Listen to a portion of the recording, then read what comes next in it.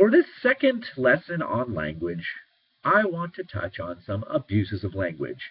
Yes, this is the non-silly, very serious lecture portion of the week. Sorry, it can't be all fun and games. Now, our textbook talks about some of these abuses in a rather vague way. So I turned to a textbook I used to teach from called, wait for the light to pick it up, Interpersonal Communication by Kory Floyd. Now, in Floyd's chapter on language, there is an entire section about the abuses of language. I have created a PDF version of this section and posted it below for you to take a look at. For now, here are the highlights. There are 6 abuses of language Floyd identifies. The first abuse is humor. Now, don't get me wrong, humor isn't always an abuse of language, but it can be, especially when a person becomes offended by the humor. This might happen when you make a joke at another person's expense, or when you tell a joke that makes fun of a particular group of people. This might be a religious group, an ethnic group, a sexual minority, or other group. The actual abuse occurs when a person finds offense. The abuse doesn't exist in the words themselves, but in the interpretation of those words. That's why professional comedians can say a lot of seemingly offensive things without getting into too much trouble. The second abuse of language is euphemism. Our textbook actually touches on euphemism a little bit. When we use euphemism, we substitute more harsh words with more pleasant-sounding words. Instead of saying, I'm going to relieve my bladder and or bowels, we might say, I'm going to use the restroom.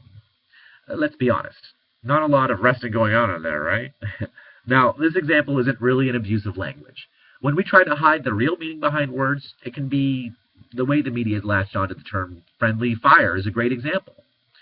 When I hear friendly fire, I conjure up images in my mind of sitting around the campfire, telling ghost stories and toasting marshmallows.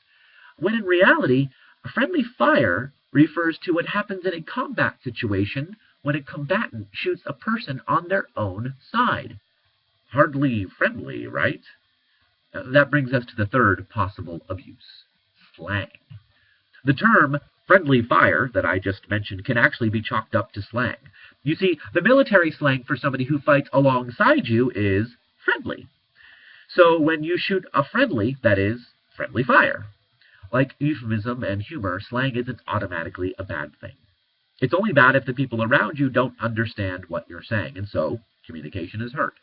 Using slang in your own culture or co-culture is entirely fine, as long as everybody can understand what you're trying to get across.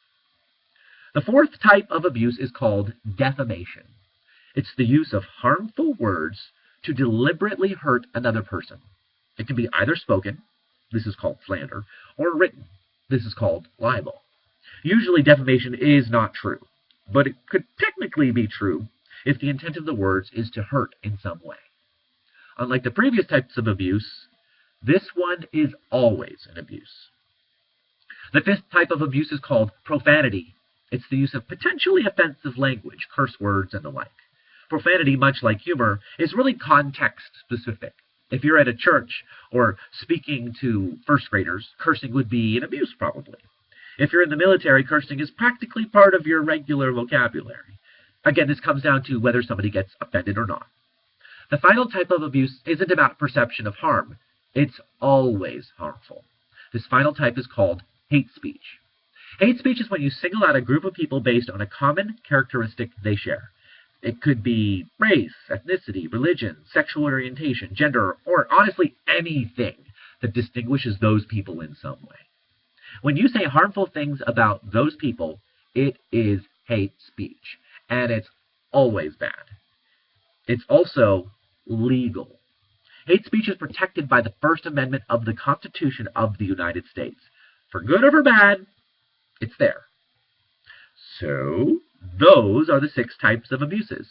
To recap, we have humor, euphemism, slang, defamation, profanity, and hate speech.